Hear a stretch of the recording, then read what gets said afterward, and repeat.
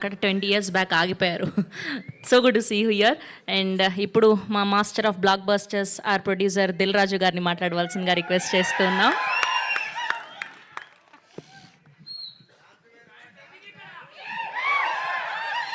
అందరికి నమస్కారం.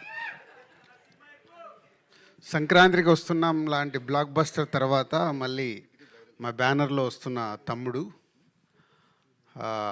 చాలా రోజుల నుంచి వెయిటింగ్లో ఉన్నాం ఈ సినిమా ఎప్పుడెప్పుడు ప్రేక్షకుల దగ్గరికి తేవాలని.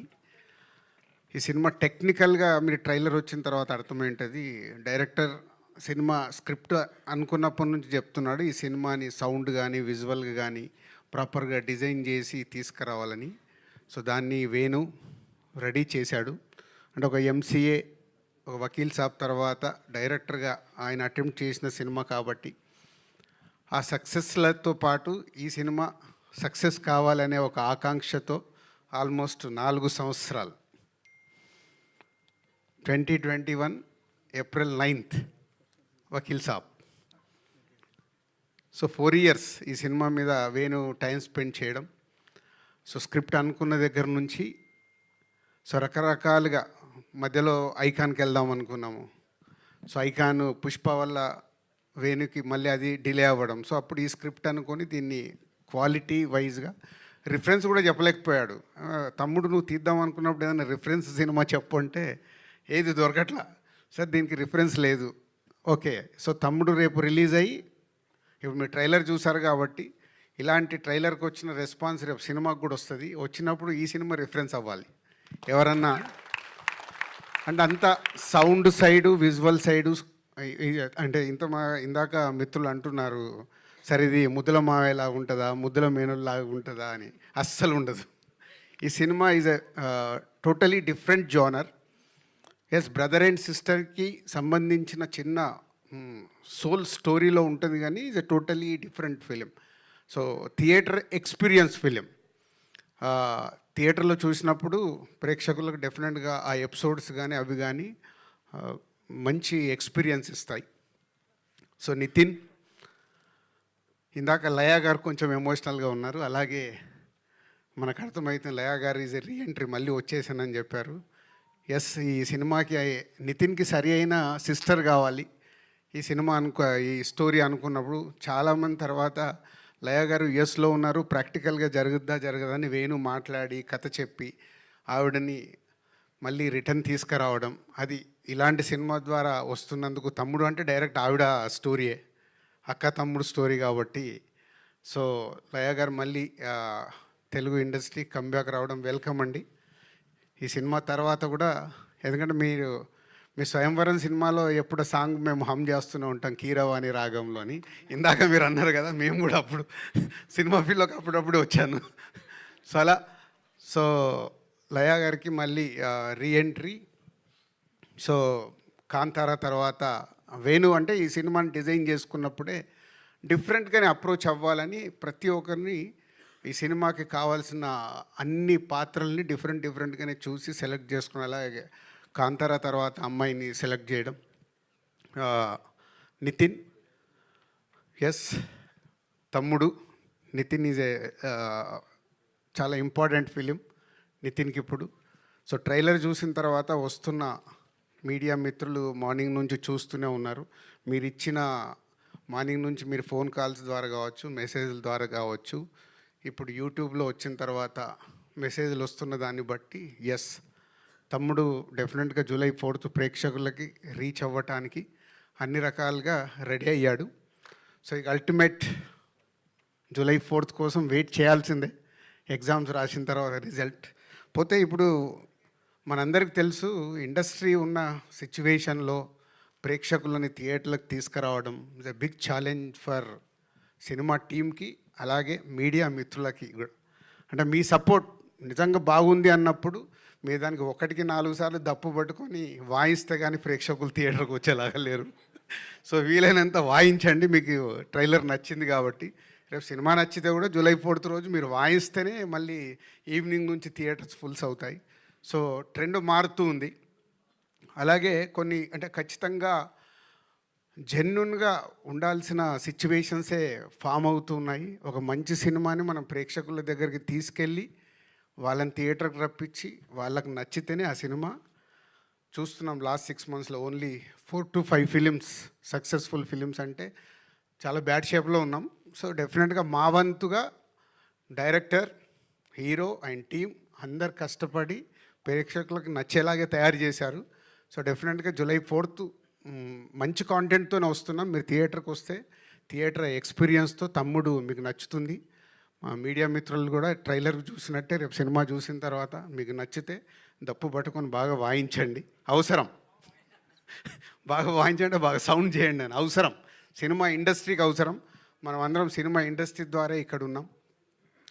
అలాగే కొన్ని ఈ సినిమా జరుగుతున్నప్పుడు చాలా మారుతూ వచ్చాయి. అంటే ఈ ఇన్సిడెంట్ నాకు తప్పకుండా చెప్పాలని ఉంది. దిస్ ఎ బిగ్, నా 22 years కెరియర్లో ఇది ఒక బిగ్, అది క్వశ్చన్ కావచ్చు, నాకు ఆన్సర్ కావచ్చు.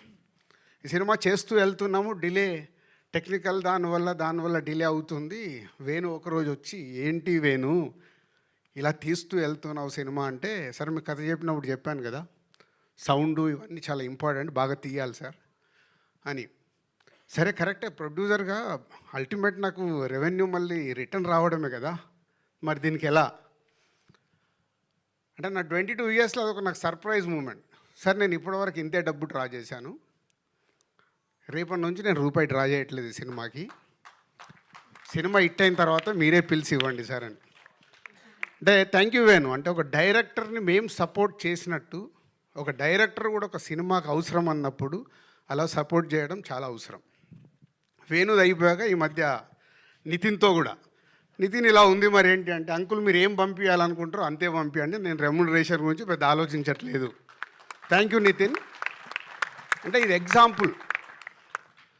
ఒక దిల్ రాజుకే ఇలా డైరెక్టర్ అండ్ హీరో వచ్చి సపోర్ట్ చేస్తున్నారంటే ఎంత అవసరం అనేది అందరు ఆలోచించాలి. సక్సెస్ వచ్చినప్పుడు అందరి రెమ్యునరేషన్లు పెరుగుతాయి. ఫెయిల్యూర్ అయినప్పుడు ఒక ప్రొడ్యూసర్, డిస్ట్రిబ్యూటర్ డ్యామేజ్ అవుతాడు. సో నా హీరోకి, నా డైరెక్టర్కి నా హార్ట్ఫుల్గా థ్యాంక్ యూ చెప్తున్నాను. ఎందుకంటే దీంతో ఒక కొత్త ఒరవడి కావాలి. ఎందుకంటే ఇవాళ చూస్తున్నాను, నేను ముందు చెప్పినట్టు సినిమాలు మూమెంట్లోనే చాలా మార్పు వచ్చేసాయి. సో అందరు టీమ్గానే ఆ సినిమా సక్సెస్ అందరికీ కావాలి. అందరు టీమ్గా వర్క్ చేసినప్పుడే ఆ సక్సెస్తో పాటు ఆ సక్సెస్ని ఎంజాయ్ చేసేలాగా ఇంకా ముందుకు వెళ్ళాల్సిన అవసరం వచ్చింది. కాబట్టి మళ్ళీ నా డైరెక్టర్కి, నా హీరోకి థ్యాంక్ యూ చెప్తున్నాను. అంటే ఈ సినిమా క్వాలిటీ కావాలని కోరుకున్నప్పుడు ఆ క్వాలిటీ కోసం మీరు ఇచ్చిన టైం, వాళ్ళు కూడా టైం ఇచ్చారు. ఇప్పుడు వేణు 4 సంవత్సరాలు ఇచ్చాడు ఓ డైరెక్టర్గా. సో అలా ఈ తమ్ముడికి తయారవ్వడానికి రీజన్. సో July 4th ఒక మంచి కాంటెంట్తో వస్తున్నాం. అలాగే చాలా రోజుల నుంచి నేను ఒకటి చెప్పాలనుకుంటున్నాను, ఈరోజు చెప్పాల్సిందే.